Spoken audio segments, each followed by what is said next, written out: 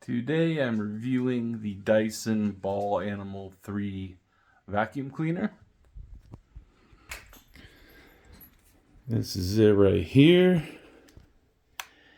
It's a really good vacuum cleaner for a single family home.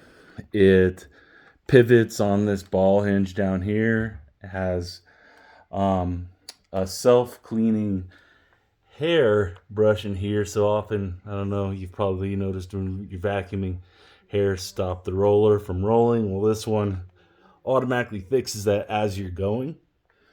It has the detachable container for all of what you do vacuum up. Simple power switches. And once again, the Dyson Animal Ball 3 is meant for homes with pets. We had to get it because we had a lot of dog hair, and it does the trick.